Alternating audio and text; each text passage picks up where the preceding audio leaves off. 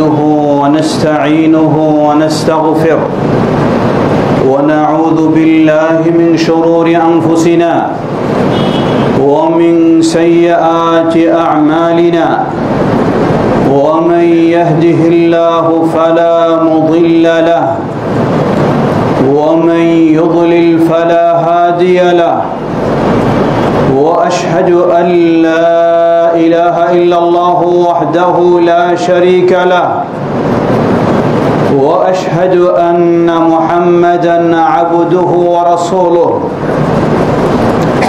يا أيها الذين آمنوا اتقوا الله حق تقاته ولا تموتن إلا وأنتم مسلمون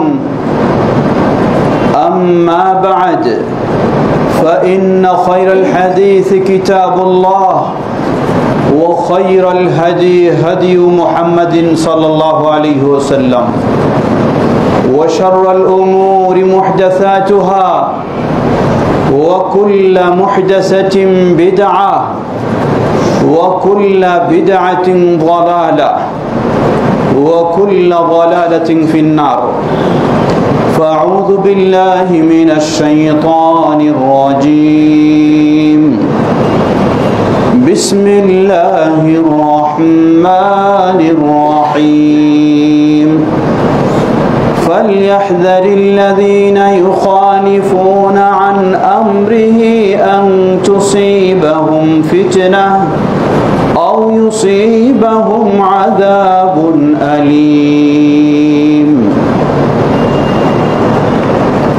আলহামদুলিল্লাহ শুরুতে আবারও প্রশংসা জ্ঞাপন করছি সেই আল্লাহ সুবহানাহু ওয়া তাআলার, যার বিশেষ তৌফিকে আমরা তার দিনের পথে চলার সৌভাগ্য লাভ করেছি, যিনি আমাদেরকে তার দিনের পথে কবুল করেছেন, তার দিনের পথে চলার তৌফিক দিয়ে সম্মানিত করেছেন। সেই আল্লাহ সুবহানাহু ওয়া তাআলার প্রশংসা জ্ঞাপনার্থে বলি আলহামদুলিল্লাহ। অতঃপর অসংখ্য সালাত ও সালাম পেশ করছি সেই প্রিয় রাসূলের প্রতি, যিনি সর্বশেষ ও শ্রেষ্ঠ রাসূল, যিনি বা যার অনুসারী হয়ে আমরা সৌভাগ্যবান হয়েছি, আমাদের প্রিয় নবী মুহাম্মদ সাল্লাল্লাহু আলাইহি ওয়াসাল্লাম, তার আসহাবী কেরাম, আহলি বাইত, শেষ দিবস পর্যন্ত তার সকল একনিষ্ঠ অনুসারীদের উপর বর্ষিত হোক সালাত ও সালাম। সমবেত মুসল্লিবৃন্দ, আমরা সকলেই কম বেশি অবগত রয়েছি, হিজরি বর্ষ হিসাবে যে মাসটি আমরা অতিবাহিত করে চলছি সেটি হলো রবিউল আউয়াল। আজকে রবিউল আউয়ালের 12 তারিখ, আর আজকে 12 তারিখকে কেন্দ্র করে আগামীকালকে কিছু অনুষ্ঠান উদযাপন করা হবে।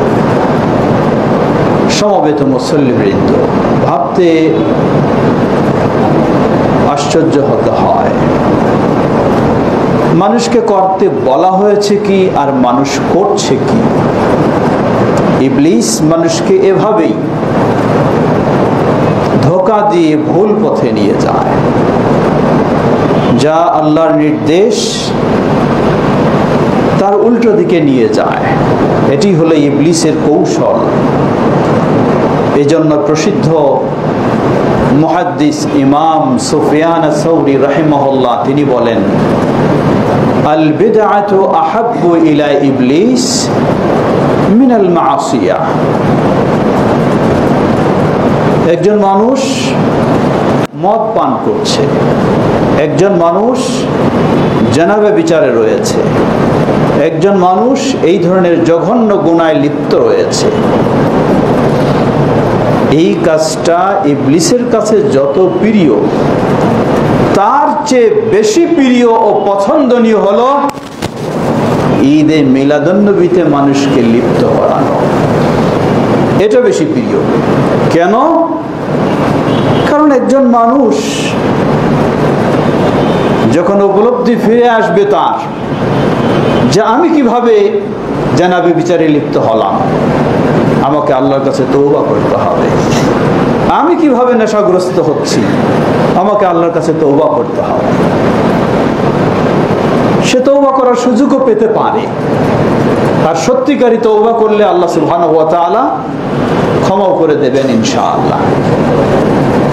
পক্ষান্তরে যে এই ধরনের বিদআগুলিতে লিপ্ত হয়, সে কোনোদিন চিন্তা করবে না আমি অন্যায় কাজ করেছি, কোনোদিন ভাববে না আমি গুনাহের কাজ করেছি, বরং ভাববে, মনে করবে আমি অনেক বিরাট সওয়াবের কাজে লিপ্ত রয়েছি। এভাবে তার জীবনটা শেষ হবে। এই গুনাহের মধ্য দিয়ে সে পৃথিবী থেকে বিদায় নেবে। ইবলিস সেখানে সফল, তাকে ভ্রান্ত কর্মের মাঝে গোমরাহিতে লিপ্ত করে জাহান্নামের দিকে তাকে ঠেলে দিয়েছে। এজন্য এই কাজগুলি ইবলিসের কাছে সবচেয়ে পছন্দনীয়। আল্লাহ সুবহানাহু ওয়া তাআলা সূরা নূর 63 নম্বর আয়াতে বলেন, فَلْيَحْذَرِ الَّذِينَ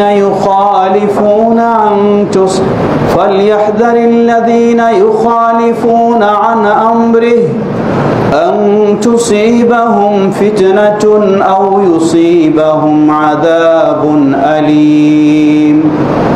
তাদের সতর্ক হওয়া উচিত, সাবধান হওয়া উচিত, হুঁশিয়ার হওয়া উচিত যারা নবী সাল্লাল্লাহু আলাইহি ওয়াসাল্লামের বিরোধিতায় লিপ্ত। আন তুসিবাহুম ফিতনা, হতে পারে দুনিয়ার জীবনেই তারা ফিতনার সম্মুখীন হবে, আও ইউসিবাহুম আযাবুন আলীম, অথবা আখিরাতে তারা যন্ত্রণাদায়ক আযাবের সম্মুখীন হবে। আল্লাহ সুবহানাহু ওয়া তাআলা এই শ্রেণীর চিত্রটা তুলে ধরেছেন সূরা কাহফে 103 নম্বর আয়াতে। আল্লাহ বলছেন, قُلْ هَلْ نُنَبِّئُكُمْ بِالْأَخْسَرِينَ أَعْمَالًا الَّذِينَ ضَلَّ سَعْيُهُمْ فِي الْحَيَاةِ الدُّنْيَا وَهُمْ يَحْسَبُونَ أَنَّهُمْ يُحْسِنُونَ صُنْعًا। আল্লাহ বলছেন, হে নবী বলো, হাল নুনাব্বিউকুম বিল আখসারিনা আমালা, আমি তোমাদেরকে কি জানিয়ে দেব, সংবাদ দেব যারা তাদের আমলে সবচেয়ে বেশি ক্ষতিগ্রস্ত হবে। অর্থাৎ আমলও করবে কিন্তু আবার সবচেয়ে বেশি ক্ষতিগ্রস্ত হবে। ওয়াদাল্লা সাইয়ুহুম ফিল হায়াতিদ দুনিয়া, তারা যতই চাকচিক্যময় কাজকর্মগুলি করুক না কেন, দুনিয়া এগুলি শেষ, আখিরাতের কোনো অস্তিত্ব খুঁজে পাওয়া যাবে না। আল্লাযীনা ইয়াহসাবুনা আন্নাহুম ইহসিনুনা সুনআ, তারা সব সময় ধারণা করে আমরা অনেক ভালো কাজ করছি, আমরা অনেক সওয়াবের কাজ করছি।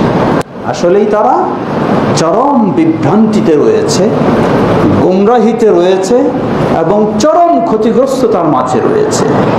সমবেত মুসল্লিবৃন্দ, আবারও প্রশংসা জ্ঞাপন করছি সেই আল্লাহ সুবহানাহু ওয়া তাআলা যা আমাদেরকে এই কথাগুলি বোঝার তৌফিক দান করেছেন। আলহামদুলিল্লাহ। সত্যি আল্লাহ সুবহানাহু ওয়া তাআলা যদি আমাদেরকে হেদায়েত না দিতেন, তাহলে আমরাও সেই গুমরাহির সমুদ্রে হাবুডুবু খেতাম। কিন্তু আল্লাহ রাব্বুল আলামিন আমাদেরকে বিশেষ নিয়ামত দিয়েছেন, আল্লাহ আমাদেরকে অনুগ্রহ করেছেন, যার ফলে আমরা বুঝতে পেরেছি এবং সেই ভয়াবহ গুমরাহি থেকে নিজেকে নিরাপদে রাখার সুযোগ লাভ করেছি। আলহামদুলিল্লাহ। এর মূল বিষয় মূলত আহলুল হাদিস হওয়ার সৌভাগ্য লাভ করা। যদি আজকে আহলুল হাদিস না হতাম, তাহলে আজকে আমরাও হয়তো কেউ মাজারে পড়ে থাকতাম, আমরাও কেউ এই সমস্ত বেদাতের সমুদ্রে হাবুডুবু খেতাম। কিন্তু আল্লাহ রাব্বুল আলামিন আমাদেরকে আহলুল হাদিস হওয়ার সৌভাগ্য দান করেছেন। আর আহলুল হাদিসের বিষয়টি হলো আমরা চেষ্টা করি সব সময় তাওহীদের পথে থাকার, শিরক মুক্ত হওয়ার চেষ্টা করি, সব সময় সুন্নাহর পথে থাকার, বেদাত থেকে মুক্ত হওয়ার। আল্লাহ আমাদের সকলকে প্রকৃত আহলুল হাদিস হওয়ার সৌভাগ্য দান করুন। সমবেত মুসল্লিবৃন্দ, ফিরে আসি আজকে হচ্ছে কি আর হওয়া দরকার ছিল কি। রবিউল আউয়াল মাস, এটি কোনো সন্দেহ নেই একটি ঐতিহাসিক মাস। এই মাসেই নবী মুহাম্মদ সাল্লাল্লাহু আলাইহি ওয়াসাল্লামের আগমন, এ মাসেই নবী মুহাম্মদ সাল্লাল্লাহু আলাইহি ওয়াসাল্লামের বিদায়। বরং আগমনের দিন তারিখের চেয়ে নিশ্চিত হলো 12ই রবিউল আউয়ালে নবী সাল্লাল্লাহু আলাইহি ওয়াসাল্লাম পৃথিবী থেকে বিদায় নিয়ে গেছেন। কিন্তু আগমন তার 12ই রবিউল আউয়াল না 10ই রবিউল আউয়াল, না 8, না 7, না 3, না 9, বহু মতামত রয়েছে। কিন্তু বিদায়ের তারিখ সেটি 12ই রবিউল আউয়াল। তাই আজকে প্রশ্ন রাখতে হয়, যারা 12ই রবিউল আউয়ালে ঈদ উদযাপন করছেন, আপনারা কি বিদায় উপলক্ষে ঈদ উদযাপন করছেন না আগমন উপলক্ষে উদযাপন করছেন? আগমনের দিন যেহেতু নিশ্চিত নয়, সুতরাং আগমনের উদযাপন আপনার নিশ্চিত বলার সুযোগ নেই। বলতে হবে বিদায়কে কেন্দ্র করে আপনি ঈদ উদযাপন করছেন। লা হাওলা ওয়ালা কুওয়াতা ইল্লা বিল্লাহ। কতই না হতভাগা যারা আজকে বিদায়কে কেন্দ্র করে ঈদ উদযাপন করতে চায়। সম্মানিত সমবেত মুসল্লিবৃন্দ, হলো অনিশ্চিত আগমনের দিন বা বিদায়ের দিন, তাহলে আপনাকে এই কেন্দ্র করে কোনো কিছু উদযাপন করতে হবে, অনুষ্ঠান উৎসব পালন করতে হবে, সেই সুন্নাহ আপনাকে কে দিয়েছে? তা কি নবী মুহাম্মদ সাল্লাল্লাহু আলাইহি ওয়াসাল্লাম দিয়েছেন? তা কি খোলাফায়ে রাশিদিন দিয়েছেন? তা কি সাহাবায়ে কেরাম দিয়েছেন? তা কি সেই তাবেঈনগণ দিয়েছেন? তা কি প্রসিদ্ধ ইমাম আবু হানিফা রাহিমাহুল্লাহ দিয়েছেন? ইমাম মালিক, ইমাম শাফিঈ, ইমাম আহমদ বিন হাম্বল রাহিমাহুমুল্লাহ দিয়েছেন? জবাব না, কেউ দেননি। কে দিয়েছে তাহলে? দিয়েছে হিজরি 4th শতাব্দীর শেষের দিকে মিশরের ফাতেমি বংশের সেই শিয়া যারা, সেই শিয়ারাই সর্বপ্রথম এই ঈদে মিলাদুন্নবী উদযাপন করে। তারা এটাকে নিয়েছে খ্রিস্টানদের থেকে, খ্রিস্টানেরা নিয়েছে সেটা গ্রিক সভ্যতার মানুষদের কাছ থেকে। সুতরাং আজকে একটু ভাবে দেখুন, একটু চিন্তা করুন, আজকে কোন কাজে আপনি ব্যস্ত? ইবলিস মানুষকে এভাবেই ভ্রান্ত পথের দিকে নেওয়ার চেষ্টা করে। কত বড় গলায় কথা শুনবেন, কত দলিল পেশ করে, কত হাদিস পেশ করে, কত ঘটনা পেশ করে। পর্যালোচনা করে দেখুন, সবগুলি হয় অপব্যাখ্যা, নয় ডাহা মিথ্যা। কেমনে অপব্যাখ্যা? যেমন দেখুন, আপনি সহিহ হাদিস গুরুত্ব দেন, আপনাকে বলবে সহিহ হাদিসেই তো রয়েছে নবী সাল্লাল্লাহু আলাইহি ওয়াসাল্লামের জন্মদিবস পালন করতে হবে। বলেন কেমনে? সহিহ মুসলিমের হাদিস, আল্লাহ রাসূল সাল্লাল্লাহু আলাইহি ওয়াসাল্লামকে জিজ্ঞাসা করা হলো, আপনি কেন সোমবার সিয়াম পালন করেন? তিনি বললেন, উলিদতু ফীহি ওয়া বুইসা আলাইয়া। সোমবার আমি জন্ম লাভ করেছি, সোমবার আমাকে নবুয়াত দেওয়া হয়েছে, তাই সোমবারে আমি সিয়াম পালন করি। জবাব দিচ্ছে যে দেখুন দলিল, সহিহ মুসলিমের হাদিস, স্বয়ং নবী সাল্লাল্লাহু আলাইহি ওয়াসাল্লাম তিনি সোমবার জন্ম লাভ করেছেন, তাই তিনি সিয়াম পালন করছেন, মানে তিনি নিজেই তার জন্ম দিবস পালন করছেন। লা হাওলা ওয়ালা কুওয়াতা ইল্লা বিল্লাহ। হাদিস সত্যি, হাদিস সহিহ, কিন্তু কি অপব্যাখ্যা করে লক্ষ্য করুন। প্রথম, হাদিসে বলা হয় নাই 12ই রবিউল আউয়ালে আমি জন্ম লাভ করেছি, তাই 12ই রবিউল আউয়ালে সিয়াম পালন করি। বলা হয়েছে সোমবার। তাহলে আগামীকালকে আপনি 12ই রবিউল আউয়াল উপলক্ষে পালন করবেন, আগামীকালকে কি আপনার সোমবার? কতই মিথ্যার আশ্রয়। দ্বিতীয়, নবী সাল্লাল্লাহু আলাইহি ওয়াসাল্লাম বুঝলাম তার এই জন্মদিবস হিসাবে তিনি সিয়াম পালন করেছেন, কিন্তু তিনি তো সিয়াম পালন করেছেন, তিনি তো রাজপথে মিছিল করেননি, তিনি তো মিলাদ মাহফিল করেননি, তিনি তো কোনো অনুষ্ঠান করেননি, তিনি তো কোনো আয়োজন করেননি। যদি সত্যিই আপনি সেটাই অনুসরণ করতেন, তাহলে আপনার কর্তব্য ছিল সব কিছু বর্জন করে নীরবে আপনি সিয়াম পালন করবেন। আর সেই দিনটিও হতে হবে শনিবার নয়, শুক্রবারও নয়, সেই দিনটি হতে হবে সোমবার। অপরপক্ষে নবী সাল্লাল্লাহু আলাইহি ওয়াসাল্লাম প্রতি সোমবার সিয়াম পালন করতেন। এর মানে বছরে প্রায় 52 বার সেই সোমবার এসে থাকে, তাহলে তিনি 52 দিন সিয়াম পালন করেছেন। আপনি তো 52 দিন নবী সাল্লাল্লাহু আলাইহি ওয়াসাল্লামের জন্মদিবস হিসাবে বছরে কখনোই উদযাপন করেননি, কখনোই আপনি কোনো বিষয় পালন করেননি। তাহলে এটি একটি ইবলিসি চক্রান্ত ছাড়া আর কিছুই নয়। চতুর্থ, নবী সাল্লাল্লাহু আলাইহি ওয়াসাল্লাম শুধু তার জন্মদিবস হিসাবেই সোমবারে সিয়াম পালন করেননি, বরং অন্য তিরমিজির হাদিসে এসেছে তিনি বলেন যে আল্লাহ সুবহানাহু ওয়া তাআলার কাছে প্রতি সপ্তাহে সোমবার এবং বৃহস্পতিবার বিশেষভাবে আল্লাহ রাব্বুল আলামিনের কাছে মানুষের আমলগুলি উপস্থাপন করা হয়। আর আমার কাছে পছন্দনীয় হলো ওয়া আনা সায়েম, যেদিন আমার আমলগুলি আল্লাহর কাছে উপস্থাপন করা হয় আমি যেন সেই সময় রোজা অবস্থায় থাকি, তাই আমি সিয়াম পালন করি। সুতরাং এটি শুধু জন্মদিবস হিসাবে নয়, আরো কারণ রয়েছে। সম্মানিত সমবেত মুসল্লিবৃন্দ, সত্যি যদি আজকে রাসূলুল্লাহ সাল্লাল্লাহু আলাইহি ওয়াসাল্লামের প্রতি প্রকৃত তাদের ভালোবাসা থাকতো, তাহলে যেগুলি রাসূলুল্লাহ সাল্লাল্লাহু আলাইহি ওয়াসাল্লাম নিষেধ করেছেন, খ্রিস্টানদের থেকে এসেছে, অমুসলিমদের থেকে এসেছে, ইবলিসকে খুশি করার এই কাজগুলি তারা কখনো করতেন না। এগুলি অবশ্যই তারা বর্জন করতেন। একজন মুসলিমের কর্তব্য হলো সত্যি যিনি রাসূলুল্লাহ সাল্লাল্লাহু আলাইহি ওয়াসাল্লামকে ভালোবাসবেন, রাসূলুল্লাহ সাল্লাল্লাহু আলাইহি ওয়াসাল্লামের প্রকৃত অনুসরণ করা। লক্ষ্য করুন, যারা জীবনের সর্বোচ্চ গুরুত্ব দিয়ে ভালোবাসতেন নবী সাল্লাল্লাহু আলাইহি ওয়াসাল্লামকে, তারা কি এই ধরনের আনুষ্ঠানিকতা দিয়েই শুধু ভালোবাসা প্রকাশ করতেন? জবাব না, কখনো তারা এই ধরনের আনুষ্ঠানিকতা দিয়ে রাসূলুল্লাহ সাল্লাল্লাহু আলাইহি ওয়াসাল্লামের ভালোবাসা প্রকাশ করতেন না। তারা রাসূলুল্লাহ সাল্লাল্লাহু আলাইহি ওয়াসাল্লামের ভালোবাসা প্রকাশ করতেন তাদের জীবনের বাস্তব রাসূলুল্লাহ সাল্লাল্লাহু আলাইহি ওয়াসাল্লামের অনুসরণের মাধ্যমে। লক্ষ্য করুন, সাহাবায়ে কেরামদের অসংখ্য দৃষ্টান্ত রয়েছে। আমিরুল মুমিনিন ওমর ইবনুল খাত্তাব রাদিয়াল্লাহু আনহু আজকে তারা দোহাই দিচ্ছে, আমরা এইসব করছি কেন?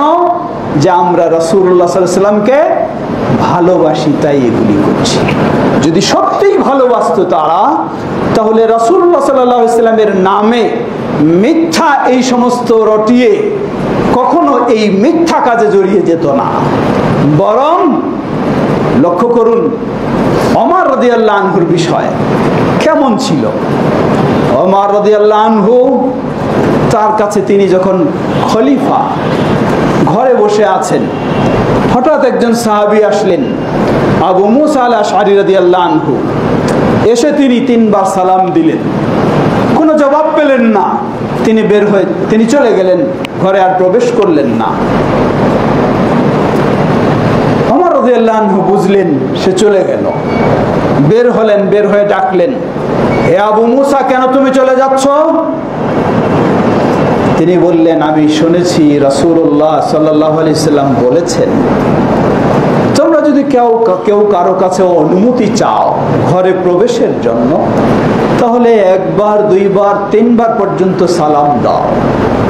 যদি জবাব পাও তাহলে প্রবেশের অনুমতি হলো, যদি জবাব না পাও ফালিয়ারজি, সে যেন ফিরে চলে যায়। তাই আমি 3 বার সালাম দিয়ে আপনার কোনো জবাব না পেয়ে আমি ফিরে চলে যাচ্ছি। ওমর রাদিয়াল্লাহু আনহু রেগে গেলেন, তুমি বলছো আল্লাহর রাসূল সাল্লাল্লাহু আলাইহি ওয়াসাল্লাম বলেছেন? বললেন, হ্যাঁ বলছি। বললেন, তুমি আমার কাছে প্রমাণ সাক্ষী উপস্থিত করো, না হলে তোমার পিঠে আমি বেত্রাঘাত করব। সিদ্ধ সাহাবী আবু মুসা আল আশআরী রাদিয়াল্লাহু আনহু। আবু মুসা আশআরী রাদিয়াল্লাহু আনহু তিনি একাই শুধু রাসূল সাল্লাল্লাহু আলাইহি ওয়াসাল্লামের কাছে শোনেননি, তিনি জানতেন যে আরো অমুক অমুক এই হাদিসটি জানেন। তিনি বললেন, ঠিক আছে, আমাকে সুযোগ দিন, আমি সাক্ষী উপস্থিত করছি। বের হয়ে গেলেন, গিয়ে দেখলেন কয়েকজন সাহাবী তারা বসে আছেন। তাদেরকে বললেন, আমি এই কথা আল্লাহ রাসূল সাল্লাল্লাহু আলাইহি ওয়াসাল্লামের কাছে শুনেছি, আপনারা কেউ জানেন এটা শুনেছেন? সেখানে অনেকজন ছিলেন, তারা বললেন, হ্যাঁ আমরা শুনেছি। আবু সাঈদ খুদরি রাদিয়াল্লাহু আনহু এবং আরো কেউ বললেন, ঠিক আছে, আমাকে সাক্ষী হিসাবে আপনারা আমার সাথে চলুন। ওমর রাদিয়াল্লাহু আনহুর কাছে সাক্ষ্য প্রমাণ করলেন। ওমর রাদিয়াল্লাহু আনহু বললেন, হে আবু মুসা, জেনে রাখো আমি তোমাকে কখনো মিথ্যা বলছি না। আমি শুধু এতটুকু নিশ্চিত হতে চাই যে সত্যিই রাসূলুল্লাহ সাল্লাল্লাহু আলাইহি সাল্লাম বলেছেন কিনা। যখন জানলাম, বুঝলাম তুমি সাক্ষী সহ উপস্থিত হয়েছ, আমার আর কোনো সেখানে সন্দেহ নেই, আমি এটি মেনে নিলাম। সুবহানাল্লাহ। এখানে কয়েকটি দিক। প্রথম দিক, ওমর রাদিয়াল্লাহু আনহুর মতো ব্যক্তি, তারও কিছু অজানা থাকতে পারে, অসম্ভব নয়, এই হাদিসটি তখনও তার জানা ছিল না। দ্বিতীয় দিক, ওমর রাদিয়াল্লাহু আনহু কেউ রাসূল সাল্লাল্লাহু আলাইহি ওয়াসাল্লামের নাম দিয়ে কিছু বলবে, নিশ্চিত না হয়ে সেটাকে কখনো গ্রহণ করতেন না। এটা হলো সেই যুগের কথা, সাহাবীদের কাছে হলেও, আর আজকে তো কোন পর্যায়ে এসেছি। তৃতীয় দিক, রাসূল সাল্লাল্লাহু আলাইহি ওয়াসাল্লামের নামে কেউ কোনো মিথ্যা বলুক, ওমর রাদিয়াল্লাহু আনহু যখন সত্যি ভালোবাসেন, কখনো রাসূল সাল্লামের নামে কেউ মিথ্যা বলবে এটিকে কখনো তিনি মেনে নিতে পারেন না। যার ফলে তিনি তাকে শাসালেন যে যদি সাক্ষী উপস্থিত না করতে পারে তোমার পিঠে আমি বেত্রাঘাত করব। সমবেত মুসল্লিবৃন্দ, সেই ওমর রাদিয়াল্লাহু আনহু কিভাবে রাসূল সাল্লাল্লাহু আলাইহি ওয়াসাল্লামকে ভালোবাসতেন, কিভাবে রাসূল সাল্লামের ভালোবাসা প্রকাশ করতেন, লক্ষ্য করুন। এর অনেকগুলি দৃষ্টান্ত। ছোট্ট একটি দৃষ্টান্ত, বাইতুল্লাহ কাবায় যারা হজ করতে যাবেন বা উমরা করতে যাবেন, প্রথমেই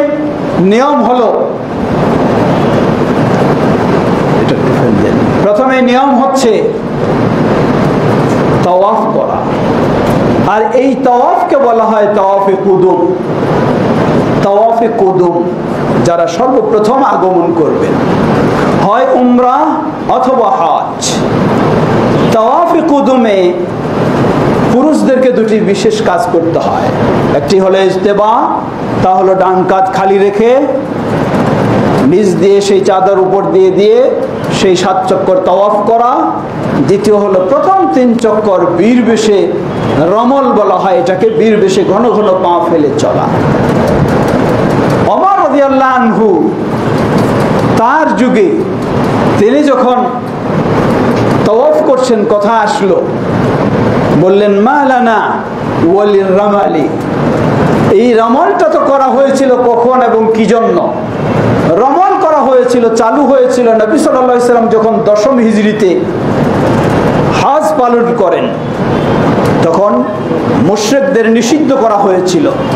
তারপরও মুশরিকরা তাওয়াফ করছে না, কিন্তু তারা কোনায় কোনায় যেখানে সেখানে দাঁড়িয়ে, যারা সেই মদিনা থেকে 1 সপ্তাহ ব্যাপী কষ্ট করে এসেছেন, তাদের দেখে ঠাট্টা বিদ্রুপ করার জন্য তারা যেখানে সেখানে দাঁড়িয়ে আছে।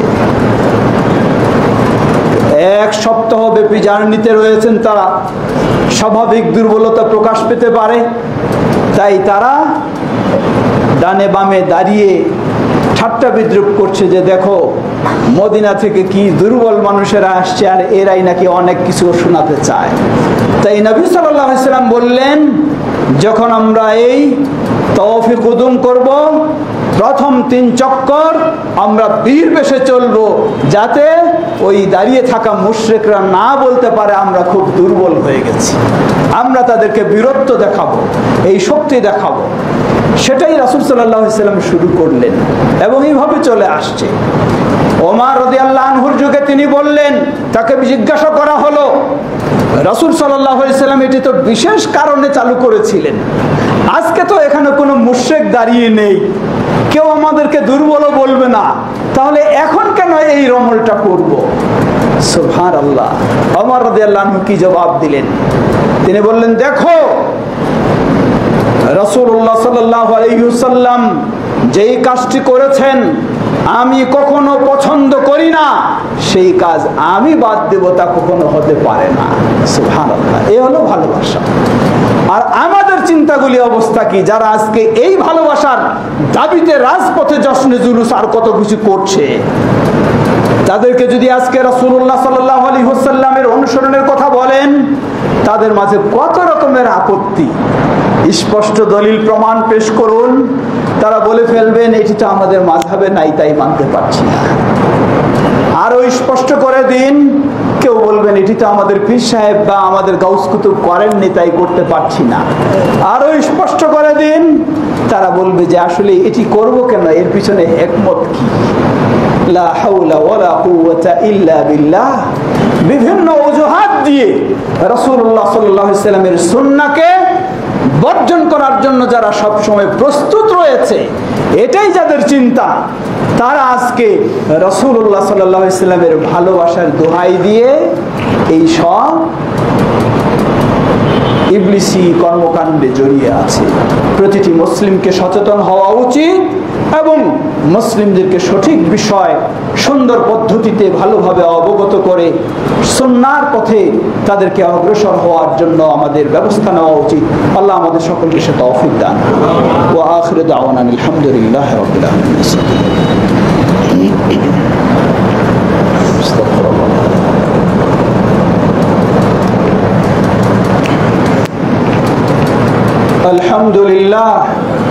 আলহামদুলিল্লাহ রাব্বিল আলামিন ওয়াসসালাতু ওয়াসসালামু আলা আবদিল্লাহি ওয়া রাসূলিহি নবিয়িনা মুহাম্মদ ওয়া আলা আলিহি ওয়া সাহবিহি আজমাইন, আম্মা বা'দ।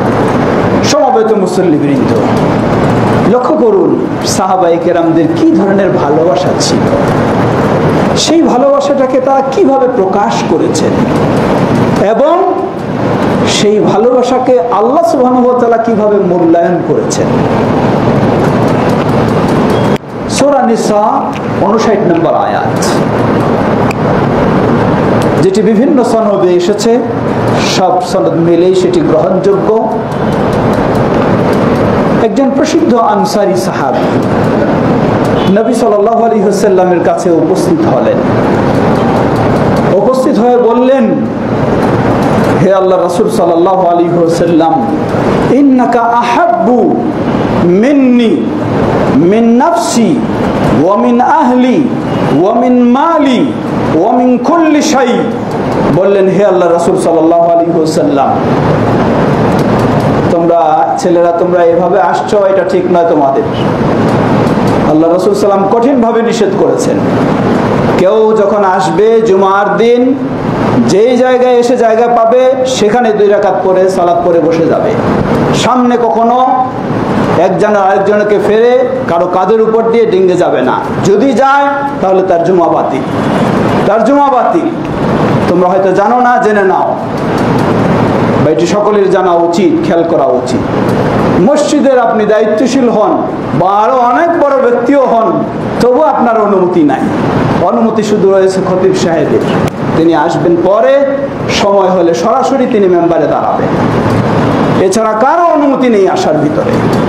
যে যেখানে জায়গা পাবে সেখানে দাঁড়িয়ে সালাত আদায় করে 2 রাকাত আদায় করে সেখানে বসে যাবে। এটি রাসূল সাল্লাল্লাহু আলাইহি ওয়াসাল্লামের সুন্নাহ।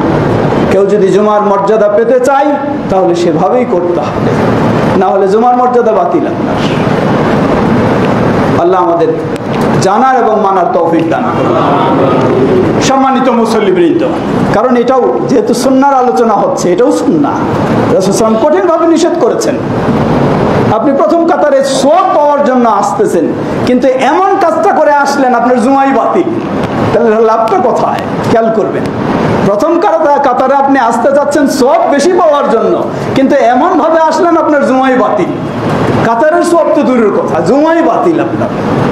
অতএব সব বুঝতে হবে, জানতে হবে এবং সেভাবে আমাদেরকে সুন্নাহ অনুযায়ী চলার চেষ্টা করতে হবে।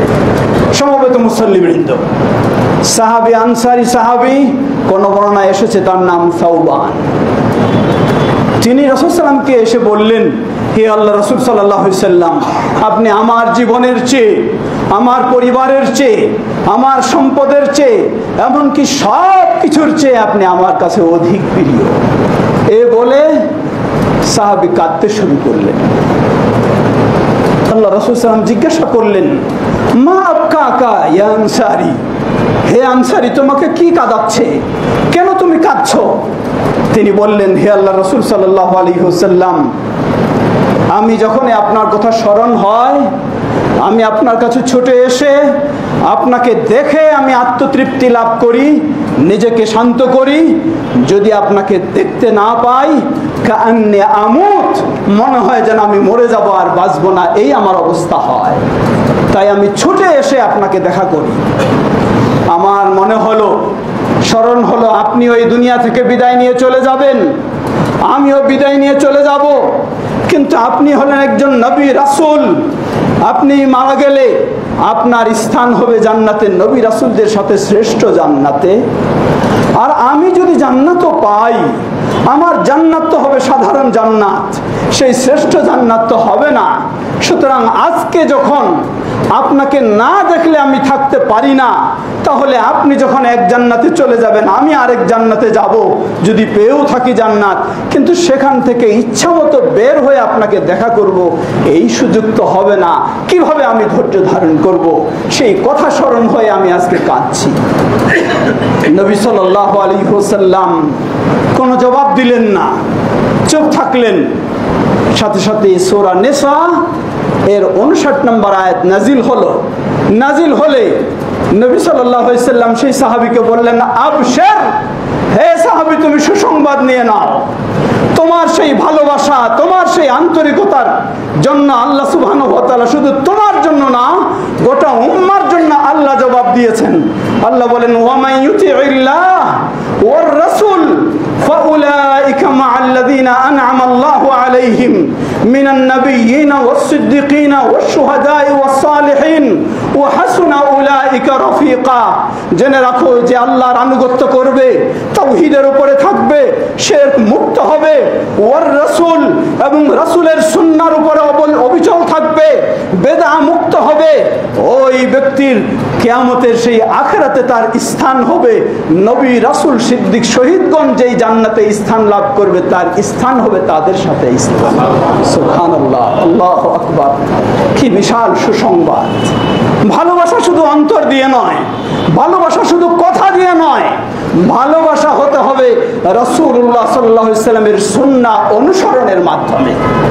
ভালোবাসা হবে রাসূল সাল্লাল্লাহু আলাইহি ওয়াসাল্লামকে জীবনের আদর্শ হিসেবে গ্রহণ করার মাধ্যমে, রাসূল সাল্লাল্লাহু আলাইহি ওয়াসাল্লামকে জীবনের সর্বক্ষেত্রে মডেল হিসেবে গ্রহণ করার মাধ্যমে। এটাই হলো রাসূল সাল্লাল্লাহু আলাইহি ওয়াসাল্লামের প্রকৃত ভালোবাসা। আর আজকে আপনি ভালোবাসা দাবি করে রাজপথ কাঁপিয়ে দিচ্ছেন, অথচ আপনাকে যদি বলা হয় তুমি এভাবে সালাত আদায় করো, এভাবে সিয়াম পালন করো, এভাবে যাকাত আদায় করো, কারণ রাসূলুল্লাহ সাল্লাল্লাহু আলাইহি ওয়াসাল্লাম এইভাবেই করেছেন, আপনি জবাব দিয়ে দেন, এটা আমার মাযহাবে নাই, এটা আমার তরিকায় নাই, অথবা এটা আমার বাপদাদা করেনি, অথবা এটা আমার সমাজে নাই, এই বলে আপনি এড়িয়ে যেতে চান আর দাবি করেন আপনি ভালোবাসার। কোনো সন্দেহ নেই, আপনি মিথ্যাবাদী ছাড়া কিছুই নয়। প্রিয় মুসলিম ভাই ও বোনেরা, সুতরাং সত্যিকারী ভালোবাসা এটি কাম্য। সত্যিকারী রাসূলকে না ভালোবাসলে কেউ ঈমানদার হতে পারে না। রাসূল সাল্লাল্লাহু আলাইহি ওয়াসাল্লাম বললেন, জেনে রাখো, লা ইউমিনু আহাদুকুম হাত্তা আকুনা আহাব্বা ইলাইহি মিন ওয়ালিদিহি ওয়া ওয়ালাদিহি ওয়ান নাসি আজমাইন, মুত্তাফাকুন আলাইহি। তোমাদের মাঝে কেউ কখনো পরিপূর্ণ ঈমানদার হতে পারে না যতক্ষণ না আমি তার শ্রদ্ধাভাজন পিতামাতার চেয়ে, তার কলিজার টুকরা স্নেহের সন্তান তার চেয়ে, পৃথিবীর সমগ্র মানুষের চেয়ে আমি যতক্ষণ না তার কাছে অধিক প্রিয় হতে পারবো, ততক্ষণ সে ঈমানদার হতে পারে না। লক্ষ্য করুন, ওই উমর রাদিয়াল্লাহু আনহু, যে উমর রাদিয়াল্লাহু আনহু, হাদিস সহিহুল বুখারী, তিনি রাসূল সাল্লাল্লাহু আলাইহি ওয়াসাল্লামের কাছে আসলেন, এসে বললেন, হে আল্লাহ রাসূল সাল্লাল্লাহু আলাইহি ওয়াসাল্লাম, আনতা আহাব্বু ইলাইয়া মিন কুল্লি শাইইন ইল্লা মিন নাফসি। হে আল্লাহ রাসূল সাল্লাল্লাহু আলাইহি ওয়াসাল্লাম, আপনি আমার কাছে সব কিছুর চেয়ে প্রিয়, তবে আমার নিজের চেয়ে নয়, আমার জীবনের চেয়ে নয়। আল্লাহ রাসূল সাল্লাল্লাহু আলাইহি ওয়াসাল্লাম বললেন, ওয়াল্লাযী বিনাফসি ওয়াল্লাযী বিনাফসি বিয়াদিহি লা, বললেন, হে ওমর, সেই সত্তার কসম করে বলছি যার হাতে আমার প্রাণ, তুমি এখনো ঈমানদার হতে পারোনি। ওমর রাদিয়াল্লাহু আনহু শোনার সাথে সাথে বললেন, ওয়াল্লাহি, আল্লাহর কসম করে বলছি, ইন্নাকা আহাব্বু ইলাইয়া মিন কুল্লি শাইইন হাত্তা মিন মিন নাফসি, আল্লাহর কসম করে বলছি আপনি আমার কাছে সব কিছুর চেয়ে, এমনকি আমার নিজের জীবনের চেয়েও আপনি আমার কাছে অধিক প্রিয়। রাসূলুল্লাহ সাল্লাল্লাহু আলাইহি সাল্লাম বললেন, ইয়া উমার আল আন, হে উমার তুমি এখন মুমিন হলা। সুবহানাল্লাহ, জীবনের সবচেয়ে প্রিয়। প্রিয় মানে কি? শুধু ওই মুখে চুমু খাবো, রাসূল সাল্লামের নাম শুনলে এটা প্রিয়, এটা ভালোবাসা না। সেই ওমর রাদিয়াল্লাহু আনহুর কিভাবে রাসূলের অনুসরণ ছিল লক্ষ্য করুন। এটা সহিহুল বুখারীর হাদিস। ওই বাইতুল্লাহ তাওয়াফের সময় হাজরে আসওয়াদ কালো পাথর চুমু খেয়ে অথবা হাত দিয়ে স্পর্শ করে তাওয়াফ শুরু করতে হয়।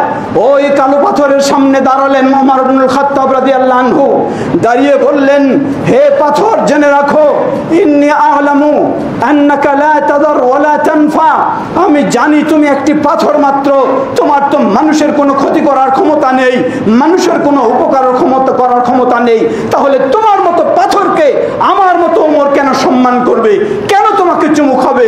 জেনে রাখো, লাউলা রাআইতু রাসূলুল্লাহ সাল্লাল্লাহু আলাইহি ওয়াসাল্লাম ইউকাব্বিলুকা মা কাব্বালতুকা, আমি যদি আমার প্রিয় রাসূল মুহাম্মদ সাল্লাল্লাহু আলাইহি সাল্লামকে না দেখতাম তোমাকে চুমু খেতে, তাহলে আমার মতো ওমর তোমার মতো পাথরকে চুমু খেত না। আমি শুধু দেখেছি আমার প্রিয় রাসূলকে চুমু খেতে, তাই আমার আর কোনো আপত্তি নেই, কোনো অভিযোগ নেই, কোনো কথা বলার সুযোগ নেই।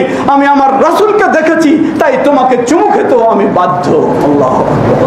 এই ছিল ভালোবাসা, এই ছিল তাদের অনুসরণ। সত্যি যদি রাসূল সাল্লামকে ভালোবাসি আমি, আমার সেই অনুসরণ হতে হবে। নিজের মন মতো চলতে চাইব আর দাবি করব আমি রাসূল সাল্লাল্লাহু আলাইহি ওয়াসাল্লামকে ভালোবাসি। আজকে যে 12ই রবিউল আউয়াল উদযাপন করা হচ্ছে আনন্দ উল্লাসের সাথে, এই 12ই রবিউল আউয়াল যেটি সহিহুল বুখারীর হাদিসে এসেছে, উম্মুল মুমিনিন আয়েশা রাদিয়াল্লাহু আনহা বলছেন, তিনি নিজে আনন্দ অনুভব করে বলতেন, আমি তো হলাম রাসূল সাল্লামের সেই ব্যক্তি, যেই ব্যক্তি যার ঘরে রাসূলুল্লাহ সাল্লাল্লাহু আলাইহি ওয়াসাল্লাম বিদায় নিয়েছেন, যার কোলে মাথা রেখে রাসূলুল্লাহ সাল্লাল্লাহু আলাইহি ওয়াসাল্লাম বিদায় নিয়েছেন। বিদায়ের দিনটি কি ছিল?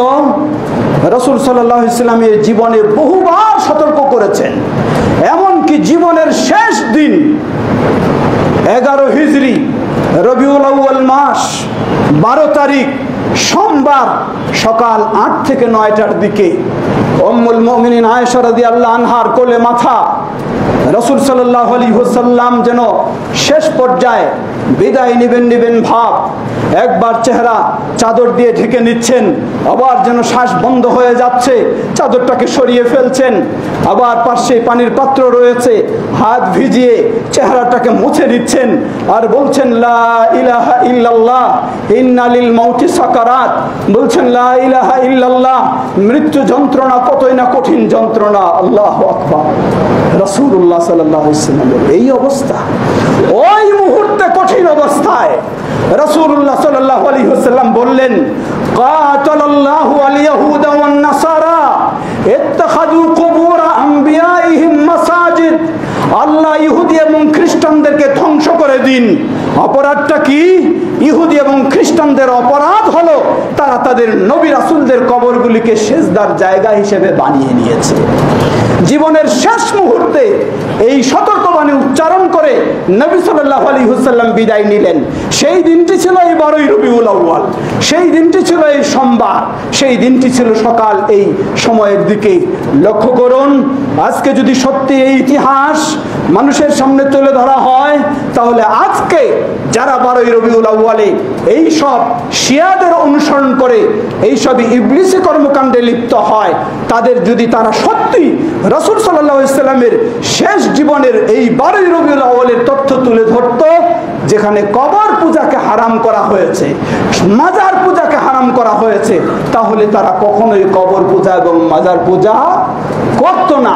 কিন্তু আজকে এই 12ই রবিউল আউয়ালে কবর পূজা এবং মাজার পূজার হিড়িক শুরু হয়ে যায়। লা হাওলা ওয়ালা কুওয়াতা ইল্লা বিল্লাহ। সমবেত মুসল্লিবৃন্দ, খুতবার সময় শেষ, দীর্ঘ করার সুযোগ নাই, শেষ করতে চাই। শেষে আসুন স্মরণ করে দিতে চাই রাসূলুল্লাহ সাল্লাল্লাহু আলাইহি ওয়াসাল্লামের ভালোবাসা সকলকে থাকতেই হবে, তবে এর কিছু সীমারেখা রয়েছে। ভালোবাসতে গিয়ে আল্লাহর চেয়েও ভালোবাসা যাবে না, আল্লাহর সমানও নয়। যদি কেউ আবার রাসূল সাল্লামকে বেশি ভালোবাসতে গিয়ে আল্লাহর সমান ভালোবাসতে চায়, তাহলে এই ভালোবাসায় তাকে জাহান্নামে নিয়ে যাবে, জান্নাতে নয়, কারণ এটি সে। এই জন্য রাসূল সাল্লাম সতর্ক বাণী উচ্চারণ করেছেন। সহিহুল বুখারীর হাদিস, তিনি বলেন, লা তুতুরুনি কামা আতারাতিন নাসারা ঈসা ইবনে মারইয়াম, ইন্নামা আনা আবদুহু ফাকুলু আব্দুল্লাহি ওয়া রাসূলুহু।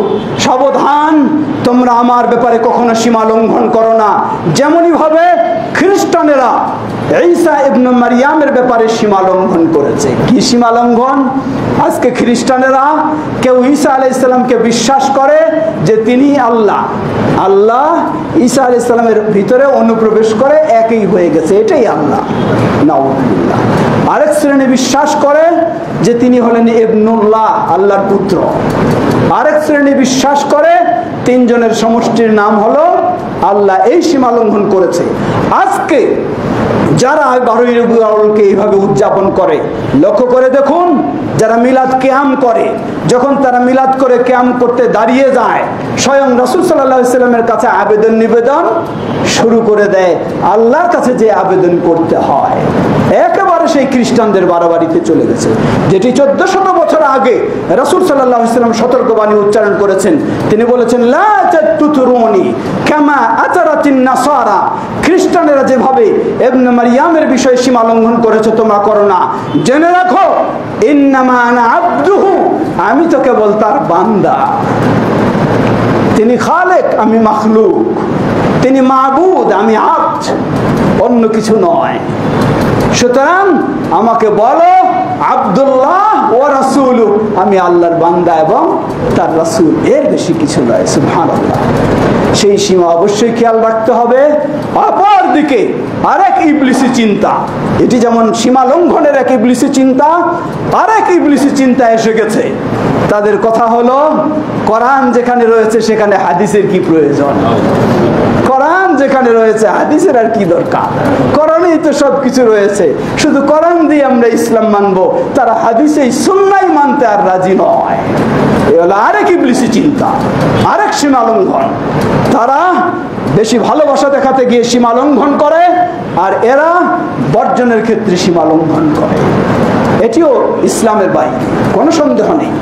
যারা বলবে হাদিস মানি না, সুন্নাহ মানি না, বিশুদ্ধ প্রমাণিত হওয়ার পরেও নিশ্চিত, আপনাকে নিশ্চিত হতে হবে তারা মুসলিম নয়। তারা মুসলিম নয়। তারা আসলে দাবি করে কোরআন মানে, আসলে তারা কোরআনও মানে না। কোরআন যদি মানতো তাহলে বাধ্য তারা রাসূল সাল্লামের হাদিস মানতেই হবে, এটি কোরআনই তাদেরকে বাধ্য করবে। সুতরাং তারা কোরআনও মানে না, অতএব এরা মুসলিম নয়। দেখবেন তাদের সালাত নেই, তাদের সিয়াম নেই, তাদের যাকাত নেই, তাদের হজ নেই, কিছুই নেই তাদের। লা হাওলা ওয়ালা কুওয়াতা ইল্লা বিল্লাহ। এজন্য আহলুল হাদিস তারা হলো মধ্যমপন্থী। আমরা মানার ক্ষেত্রে সীমা লঙ্ঘন বাড়াবাড়িতেও করব না, আবার ছাড়াছাড়িতেও সীমা লঙ্ঘন করব না। যেটি সহিভাবে প্রমাণিত নয় সেটিকে গ্রহণ করা যেমন যাবে না, আবার যেগুলি সহিভাবে প্রমাণিত আমার বিপক্ষে হলেও মানতে আমি বাধ্য যখন সহিভাবে প্রমাণিত। আল্লাহ আমাদের সেই মধ্যম পন্থা অবলম্বন করার তৌফিক দান করুন। ভালোবাসার কয়েকটি আলামত সংক্ষিপ্ত শেষ করছি। প্রথম আলামত হলো ইত্তিবাউহু ওয়াল আখযু বিসুন্নতিহি। রাসূল সাল্লামকে ভালোবাসার প্রথম আলামত হলো রাসূল সাল্লামের অনুসরণ করা, রাসূল সাল্লাল্লাহু আলাইহি ওয়াসাল্লামের সুন্নাহ গ্রহণ করা। আপনি দাবি করেন রাসূল সাল্লামকে ভালোবাসেন, আপনি কথার বলার সময় রাসূল সাল্লামের সুন্নাহ খুঁজেন না, খাওয়ার সময় রাসূল সাল্লামের সুন্নাহ খুঁজেন না, চলার সময় রাসূল সাল্লামের সুন্নাহ খুঁজেন না, সালাতেও রাসূল সাল্লামের সুন্নাহ খুঁজেন না। কিসের আপনি রাসূল সাল্লামকে ভালোবাসেন? কখনো মিথ্যা দাবি আপনার এটা। যদি সত্যি আপনি রাসূল সাল্লামকে ভালোবাসেন তাহলে আপনি প্রতিটি মুহূর্তে, প্রতিটি কাজে, প্রতিটি অবস্থায়, আপনার বডিতে বলেন, আপনার পরিবারে বলেন, সর্বক্ষেত্রে আপনি রাসূল সাল্লামের সুন্নাহ খুঁজবেন। খুঁজবেন তাহলে আপনি সত্যি রাসূল সাল্লামকে ভালোবাসেন। আর যদি না খুঁজেন তাহলে আপনার ভালোবাসা শুধু মুখের দাবি, বাস্তবে ভালোবাসেন না। দ্বিতীয়, তাআল্লুমু আল কিতাব ওয়া সুন্নতি রাসূলিল্লাহ সাল্লাল্লাহু আলাইহি ওয়াসাল্লাম, আল্লাহর কোরআন শিক্ষা লাভ করা, রাসূলের সুন্নাহ শিক্ষা অর্জন করা, এটি ভালোবাসার পরিচয়, ভালোবাসার আলামত। উম্মুল মুমিনিন আয়েশা রাদিয়াল্লাহু আনহাকে বলা হলো রাসূল সাল্লাল্লাহু আলাইহি ওয়াসাল্লামের আদর্শ কেমন ছিল? তিনি বলেন রাসূল সাল্লাল্লাহু আলাইহি ওয়াসাল্লামের আদর্শ হলো আল কোরআন। তাহলে এটাই যদি রাসূল সাল্লাল্লাহু আলাইহি ওয়াসাল্লামের আদর্শ হয়, আর আপনি ভালোবাসতে চান কিন্তু কোরআন পড়বেন না, কোরআন শিখবেন না, বুঝতে চাইবেন না, রাসূল সাল্লাল্লাহু আলাইহি ওয়াসাল্লামের এত কিছু আপনি পড়ার সময় পান, রাসূল সাল্লাল্লাহু আলাইহি ওয়াসাল্লামের একটা হাদিস আপনি দিনে পড়ার সময় পান না, তাহলে কিসের আপনি রাসূল সাল্লাল্লাহু আলাইহি ওয়াসাল্লামকে ভালোবাসেন? যদি সত্যিই ভালোবাসেন তাহলে প্রয়োজনেও আপনার মোবাইলকে অফ রেখে, ফেসবুককে অফ রেখে, পত্রিকাকে অফ রেখে, বিভিন্ন খবর শোনাকেও বন্ধ করে রাসূল সাল্লাল্লাহু আলাইহি ওয়াসাল্লামের একটা হলেও আপনি প্রতিদিন হাদিস শেখার চেষ্টা করবেন। তাহলে আপনি বুঝতে পারবো যে সত্যিই আপনি রাসূল সাল্লাল্লাহু আলাইহি ওয়াসাল্লামকে ভালোবাসেন। তৃতীয়, আত-তাহযীরু মিনাল বিদআ ওয়া আহলিহি, তৃতীয় বিষয় হলো আপনি যদি সত্যি রাসূল সাল্লাল্লাহু আলাইহি ওয়াসাল্লামকে ভালোবাসেন, সুন্নাহকে যেমন আঁকড়ে ধরবেন, তেমনি ভাবে রাসূল সাল্লাল্লাহু আলাইহি ওয়াসাল্লাম যেই বেদআ সম্পর্কে সতর্ক করেছেন, আপনাকে সকল বেদআ সেগুলি থেকে বিরত থাকতে হবে, এবং বেদআতি যারা তাদের থেকেও আপনাকে সতর্ক থাকতে হবে। মানে বেদআতি রাসূল সাল্লাল্লাহু আলাইহি ওয়াসাল্লামের সুন্নাহ সে মানতে চায় না, সে রাসূল সাল্লাল্লাহু আলাইহি ওয়াসাল্লামকে উপেক্ষা করে বেদআত চালু করে, আর তাকে আপনি কিভাবে ভালোবাসতে পারেন? চতুর্থ, আল্লাহ এবং তার রাসূল যাদেরকে ভালোবাসেন আপনাকে তাদেরকেই ভালোবাসতে হবে। পঞ্চম, আল্লাহ এবং রাসূল যাদেরকে অপছন্দ করেন আপনাকে তাদেরকে অপছন্দ করতে হবে। ষষ্ঠ, আন-নাসিহা লিরাসূলিল্লাহ সাল্লাল্লাহু আলাইহি ওয়াসাল্লাম, রাসূলুল্লাহ সাল্লাল্লাহু আলাইহি ওয়াসাল্লামের বিরোধী কোনো বিষয় পেলে আপনি কখনো নিরাপদে চুপ থাকতে পারেন না, আপনাকে অবশ্যই সাধ্য অনুযায়ী তার প্রতিবাদ করতে হবে। এটি হলো রাসূল সাল্লাল্লাহু আলাইহি ওয়াসাল্লামের ভালোবাসা। আপনার ছেলেকে কেউ যদি কষ্ট দেয়, কেউ যদি গালি দেয়, আপনার মেয়েকে কেউ যদি কোনো খারাপ অপবাদ দেয়, আপনি কি নীরবে চুপচাপ বসে থাকবেন? কোশ্চিনকালেও হতে পারে না, কারণ আপনার ছেলে মেয়েকে আপনি ভালোবাসেন, তাই তাদের ওপর কোনো হামলা আসলে সেটার আপনি প্রতিবাদ করার সাধ্যপক্ষে চেষ্টা করেন। সত্যিই যদি আপনি রাসূলুল্লাহ সাল্লাল্লাহু আলাইহি ওয়াসাল্লামকে ভালোবাসেন, তাহলে রাসূল সাল্লাল্লাহু আলাইহি ওয়াসাল্লামের বিপরীত বিষয়ে কোনো যদি কটাক্ষ হয়, কোনো অপবাদ আসে, সেটাও আপনাকে অবশ্যই ঘৃণা প্রতিবাদ থাকতে হবে। এর মানে বলবো না যে রাজপথে নেমে আপনি গাড়ি ভাঙচুর শুরু করে দিবেন, না, এটি আবার রাসূল সাল্লাল্লাহু আলাইহি ওয়াসাল্লামের সুন্নাহ নয়। আল্লাহ আমাদের সত্যিকারী ভাবে রাসূল সাল্লাল্লাহু আলাইহি ওয়াসাল্লামকে ভালোবেসে তাকে অনুসরণ করে আমরা যেন তার সাথেই জান্নাতে স্থান নির্ধারণ করে নিতে পারি। আল্লাহ আমাদের সকলকে সে তৌফিক দান করুন। এটাই হলো আহলুল হাদিসদের দাওয়াত। বাংলাদেশ জমিয়ত আহলে হাদিসের এটাই দাওয়াত, খিলগাঁও আহলুল হাদিস জামে মসজিদের এটাই দাওয়াত। এভাবেই সুন্নাহকে প্রাধান্য দিতে হবে জীবনের সর্বক্ষেত্রে, এবং বিদআ থেকে মুক্ত হয়ে সঠিক ইসলাম মেনে আমরা চলবো। আল্লাহ আমাদের সকলকে সে তৌফিক দান করুন। ইবাদাল্লাহ রাহিমাকুমুল্লাহ, আল্লাহুম্মা সাল্লি আলা মুহাম্মদ ওয়া আলা আলি মুহাম্মদ।